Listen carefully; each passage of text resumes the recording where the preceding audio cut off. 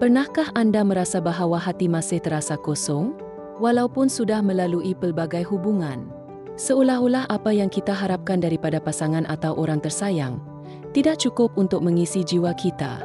Terkadang, kita menyangka bahwa ketika kita dekat dengan seseorang akan membawa kebahagiaan, tetapi hakikatnya masih ada kesunyian di dalam ruang hati. Kadang-kadang kita nampak kuat di hadapan orang, tetapi dalam diam, terasa seperti tidak ada yang benar-benar memahami kita. Pernahkah Anda rasa begitu? Kalau ada seseorang yang benar-benar mengenali, menerima dan mengasihi kita apa adanya, mungkin itulah sebenarnya yang kita cari selama ini. Satu perkara yang saya rasa sangat penting untuk kita semua ketahui, kita semua dicipta untuk memiliki hubungan yang sejati dengan Tuhan. Seseorang yang mampu mengisi kekosongan dalam hati kita dan memberikan ketenangan yang selama ini kita cuba cari di tempat lain. Terkadang kita merasa kita kesorangan, tetapi saya mahu sampaikan kepada Anda tidak bersendirian. Allah sangat peduli dengan kita. Dia mengasihi kita lebih daripada yang kita bayangkan. Dia melihat kita, dan Dia mengenali kita. Seperti yang Raja Daud pernah ungkapkan, "Ya Tuhan, Engkau telah menelitiku dan mengenalku.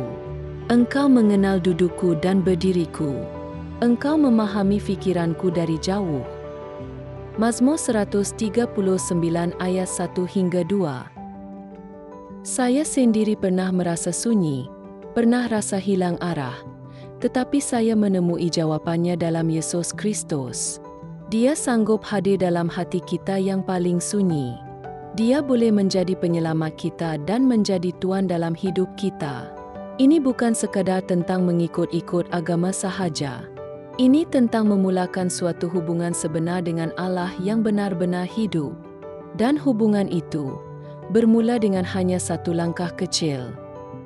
Kalau Anda mahu, Anda boleh cuba berdoa dengan kata-kata ini. "Yesus, saya mahu Engkau masuk ke dalam hidup saya. Ampunilah segala dosa-dosa saya.